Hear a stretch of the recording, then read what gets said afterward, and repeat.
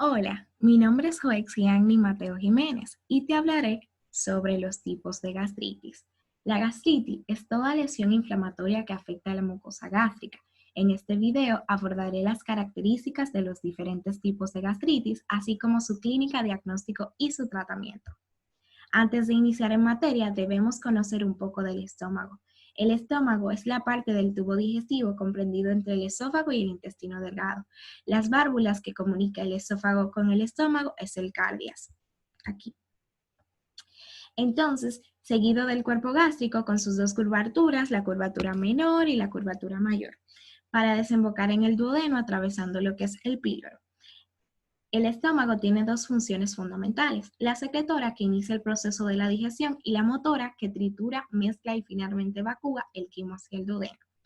El CLH y la pexina representan los factores agresivos de la mucosa gástrica, mientras que el moco y el bicarbonato son dos de los componentes de la llamada barrera mucosa que protegerá la mucosa gástrica. Se denomina gastritis a toda lesión inflamatoria que afecta a la mucosa gástrica. Según la morfología, se clasifica en gastritis fúngica, gastritis antral, gastritis corporal, media, pangastritis cuando existe una afección total. Atendiendo al tiempo de evolución, se clasifica en agudas y crónicas. La gastritis aguda, como su nombre indica, es la presentación o instalación de los síntomas que siguen un curso agudo. Las manifestaciones clínicas que presentan son muy variadas, comprenden desde formas asintomáticas hasta cuadros graves con hemorragias digestivas altas intensas o importantes síndromes general infeccioso como la gastritis flemenosa, que esta tiene compromiso del estado general. Las lesiones de la mucosa gástrica se caracterizan por presentar edema y congestión que se limitan al epitelio, excepto en la gastritis flemonosa, en la que también están afectadas las capas subyacentes e incluso se pueden formar un absceso ocupando amplias zonas de la pared gástrica. La gastritis aguda está acompañada por infiltrados inflamatorios compuestos sobre todo de neutrófilos. En la gastritis aguda producida por la ingestión de cáustico aparecen necrosis y lesiones profundas. En las gastritis agudas, los hallazgos radiológicos son inespecíficos, pero en aquellas gastritis agudas erosivas es preciso ver las erupciones a escala radiológica. En los estudios con doble contraste pueden apreciar como pequeñas acumulaciones de barrido pultiformes, rodeadas por un halo radioluciente que se corresponden con la mucosa inflamada. Su localización más frecuente suele ser en el antro. En la mayoría de los pacientes con gastritis aguda, el diagnóstico se establece sin estudio histopatológico de la biopsia gástrica, porque por lo general es una enfermedad autolimitada y con manifestaciones clínicas pasajeras. En las formas graves, que está la cáustica y la hemorrágica, las lesiones macroscópicas son suficientemente demostrativas para que la biopsia no resulte necesaria. La etiología de las gastritis agudas se corresponde unas veces con agentes externos y otras con agentes o productos metabólicos internos. Por este motivo, también se las clasifica respectivamente como gastritis exógenas y gastritis endógenas. Entre las causas exógenas de las gastritis cabe destacar las radiaciones, los agentes cáusticos, las alergias, los alimentos, el alcohol, los tóxicos e infecciones. Entre las causas endógenas están las enfermedades sistémicas, las enfermedades graves como los traumatismos y las metabólicas. La gastritis aguda no tiene síntomas específicos. Presenta una gran variedad clínica que comprende desde formas asintomáticas que cursan sin molestias digestivas hasta cuadros de gastritis graves como hemorragias digestivas que afectan notablemente el estado general del paciente. Generalmente cursa con manifestaciones leves y moderadas, predominan los síntomas de dolor en epigastrio, anorexia, mareos y vómitos. En las personas debilitadas por esta enfermedad asociada, como los niños y los ancianos, puede existir una deshidratación y shock si las pérdidas de los vómitos o las diarreas son más intensas. La etiología de la gastritis aguda se corresponde unas veces con agentes externos y otras con agentes o productos metabólicos internos. La gravedad de la lesión depende de diversos factores, como son la naturaleza del cáustico, la cantidad ingerida y el tiempo que ha estado en contacto con la mucosa gástrica. Estos factores se habrán de tener en cuenta antes de realizar maniobras en el servicio de urgencias para su eliminación o neutralización, ya que van a determinar el grado de las lesiones en la mucosa gástrica.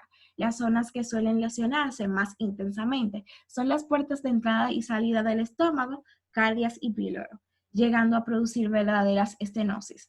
La sintomatología en un inicio se encuentra relacionada con el cáustico y produce quemazón, náuseas y o vómitos con sabor a la sustancia ingerida. Por el contrario, al final aparecen síntomas relacionados con la estenosis como son la disfagia y dolor epigástrico con vómitos de retención.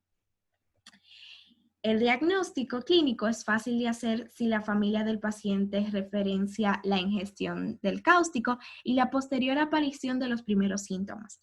Es conveniente realizar una endoscopía, no con fines diagnósticos, sino más bien para hacer una evaluación de las lesiones producidas e iniciar el tratamiento. Se aconseja realizar un estudio radiográfico con contraste barril que nos facilitará la información necesaria para valorar las lesiones y su extensión. La endoscopía puede realizarse con prudencia para evitar desgarros o perforaciones. Al mes de producido el accidente para evaluar la evolución de las lesiones y plantear el tratamiento de la estenosis esofágico y o gástrica mediante la introducción de bujías de dilatación. El tratamiento inicial consiste en mantener las constantes hemodinámicas para evitar entrar en shock y tras las lesiones exofágicas en el caso de las perforaciones.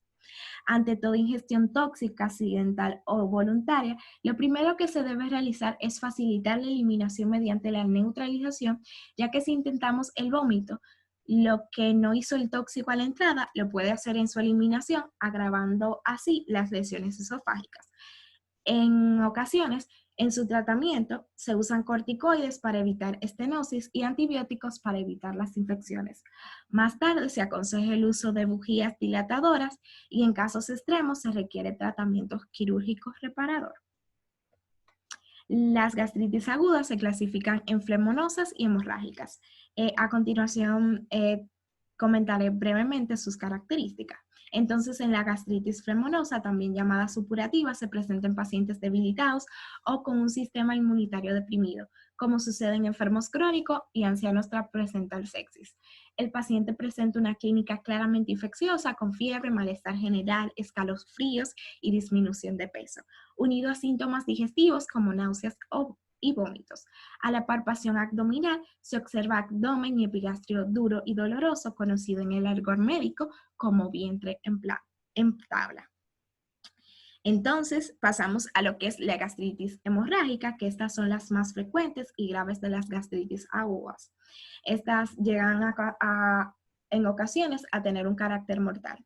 Suelen aparecer múltiples lesiones eritematosas y úlceras de predominio superficial del cuerpo y antro, pudiendo llegar incluso hasta el duodeno. La causa más frecuente de gastritis hemorrágica se debe a la ingestión de ácidos acetilsalicílicos y antiinflamatorios no esteroides y alcohol. El mecanismo de formación se debe a varios factores, entre ellos figuran la hipersecreción gástrica de pectina y de ácidos clorhídricos, la ruptura de la barrera mucosa gástrica tras la ingestión de medicamentos gastrolesivos, el aumento de producción de histamina y otras sustancias de la respuesta inflamatoria. El paciente presenta una clínica de sangrado con muy poca sintomatología, a lo sumo astenia y cansancio profundo debido al síndrome anémico ferropénico. En el caso de pérdida hemática microscópica que pasan inadvertidas por el paciente. Por el contrario, cuando se produce una pérdida franca de sangre, como ocurre en las hematemesis y melena, llega a provocar un shock hipovolémico, que en ocasiones puede conllevar a la muerte. Otros síntomas que el paciente puede referir son náuseas, sensación de ardor y epigastralgias. Entonces entramos a lo que son las gastritis crónicas. La gastritis crónica consiste en la inflamación inespecífica de la mucosa gástrica de evolución progresiva y larga con una etiología múltiple que se caracteriza por presentar lesiones histológicas crónicas. Su localización principal es en el antro y en el cuerpo gástrico. El agente etiológico principal es la infección por Helicobacter pylori. Está aceptado que la prevalencia aumenta en países subdesarrollados que a su vez poseen un sistema sanitario deficiente. Sin embargo, esta disminuye en los países desarrollados con un nivel sanitario y socioeconómico más elevado. Otros de los factores responsables de la aparición de una gastritis crónica son los de carácter químico, inmunológico, hereditario o genético. Las gastritis crónicas se subdividen en gastritis linfocíticas, eosinófilas, granulomatosas y gastritis inducidas por la presencia de Helicobacter pylórico. Iniciando con las gastritis crónicas por Helicobacter pylórico, es la más común de las gastritis crónicas. Se detecta la presencia de Helicobacter pylórico e incluso puede ser la precursora de una úlcera duodenal o de un cáncer gástrico. Algunos estudios la asocian al dolor y molestias postprandiales que en ocasiones van unidos a síntomas y signos de anemia perniciosa y o anemia ferropénica. Asienta sobre todo en el antro y progresa hacia la pequeña curvatura gástrica, llegando a producir una hipocloridia o acloridia total. El diagnóstico, dado que la gastritis crónica no tiene una clínica específica, se ha de hacer un diagnóstico diferencial, sobre todo con la úlcera péptica, la hernia de hiato y la litiasis biliar. La visualización de la mucosa gástrica o gastroscopía no es el método de diagnóstico más específico ni el más seguro para llegar al diagnóstico de confirmación. Se ha de realizar un estudio histopatológico de la biopsia gástrica obtenida. También se ha de realizar estudios analíticos con determinaciones de ciremías y vitamina B12 para descartar las anemias ferropénicas y perniciosas. Por último, también se determinará la presencia de Helicobacter pylórico. Existen muchos métodos o pruebas capaces de determinar su presencia. Estos métodos diagnósticos se dividen en métodos invasivos que precisan la realización de una gastroscopía y métodos no invasivos. No existe un consenso para determinar cuál de los métodos es el más idóneo. Durante bastante tiempo se ha creído que los métodos invasivos eran los de elección para llegar al diagnóstico y determinación del Helicobacter pylori. Sin embargo, posteriormente se ha visto la existencia de muchos falsos negativos, así como la dificultad técnica que conlleva el cultivo y los fallos humanos en la interpretación de los resultados. Todo ello ha motivado a la utilización de pruebas no invasivas como la del aliento con urea marcada con C13, isótopo no radiactivo, o C14, isótopo radiactivo. Y la serología basada en la detención de la respuesta inmune a la infección tras la petición de anticuerpos IgG. Estos circulan contra el Helicobacter pylórico. Las personas infectadas por la bacteria suelen tener los títulos de IgG elevados, lo que indica enfermedad activa o bien que el paciente ha sido tratado para este proceso en los últimos 2 años. Es una prueba que presenta una alta sensibilidad, pero su especificidad es moderada. Es un método fácil, sencillo y barato, pero tiene el inconveniente de que no todos los pacientes desarrollan anticuerpos y que estos tardan entre 4 y 6 meses en normalizarse una vez erradicada de la mucosa gástrica el Helicobacter pylori. Gracias a su morfología y localización, el Helicobacter pylori también se puede identificar mediante métodos invasivos, tras la realización de una biopsia de la mucosa gástrica. Para mejorar los resultados de esta prueba, se aconseja la toma de 4 muestras, 2 del antro y otras 2 del cuerpo gástrico. Las tinciones empleadas son la de hematocilina eosina, que es la más usada, y la tinción de Gienza y la de plata de Wartin Study. El tratamiento. Las gastritis crónicas asintomáticas no requieren tratamiento. En el caso de las gastritis sintomáticas, se evaluará de manera individual a cada paciente y se ofrecerá el tratamiento más adecuado de acuerdo con la etiopatología de la sintomatología. En los casos de gastritis crónicas del antro, debido a infección por Helicobacter pylórico, se efectúa el tratamiento erradicador de la bacteria utilizando diferentes pautas. En la pauta A tenemos el omeprazol o iansoprazol, la amoxicilina y la claritromicina. Este tiene una duración de 7 días. Con esta terapia se obtiene curación del 90% de los casos. En ocasiones se produce un fallo con el tratamiento y no se logra erradicar el Helicobacter pylori o por consecuencia existe alergia a alguno de los antibióticos utilizados, se procede a utilizar las demás pautas. En la pauta B vamos a tener el subnitrato de bismuto coloidal, la tetraciclina, la amoxicilina y el metronidazol o timidazol. Entonces, este tiene una duración de 7 días, tiene una duración de 14 días y el índice de curación va del 90 al 100%. En caso de fallos, queda la pauta C. Entonces, la pauta C tenemos la claritromicina, el metronidazol o tinidazol, el omeprazol o iansoprazol. Entonces, este va a tener una duración de 7 días y su índice de curación es superior al 90%. La dieta es otro pilar fundamental del tratamiento. Ojo, el paciente ha de evitar ingerir alimentos pesados e irritantes gástricos para favorecer la digestión, así como tener cuidado con la toma de medicamentos gastroesivos del tipo ácido acetil salicílico o antiinflamatorios no esteroides. Pasamos a la gastritis linfocitaria. Esta se trata de la gastritis crónica que suele afectar con mayor frecuencia al antro y se caracteriza por la presencia de linfocitos formando nódulos y folículos completos. Su agente etiológico es el Helicobacter pylori, cuya prevalencia es del 100%. Aparecen infiltrados distribuidos entre las células epiteliales y no suele ser solo linfocitos, sino que también que se observan macrófagos y neutrófilos formando folículos que crean una imagen pseudotumoral. Clínicamente la enfermedad se descubre por la existencia de una clínica pseudoulcerosa y tras la exploración se descubre la presencia de pliegues gástricos ulcerados y engrosados. El diagnóstico se establece por gastroscopía y biopsia múltiple para estudio histopatológico en confirmación de infiltrado linfocitario. Tenemos la gastritis eosinófila, que se trata de una afección rara, consiste en la observación de eosinófilos en la mucosa gástrica y que puede extenderse a la capa serosa y muscular. Su etiología es desconocida, pero su mecanismo de actuación parece ser de tipo inmunológico por la rápida respuesta al tratamiento con corticoides. La sintomatología es inespecífica. Los pacientes presentan síntomas frecuentes de dolor con sensación de tener un peso en el epigastrio, vómitos, náuseas, hemorragias digestivas, alta y diarrea, digestiva alta y diarrea. Si se encuentra también y se puede encontrar también afectado el intestino. El diagnóstico siempre es de sospecha ante una sintomatología gástrica con un hemograma alterado por la presencia de eosinofilia. La confirmación del diagnóstico histológico se establece mediante biopsia tras la endoscopía.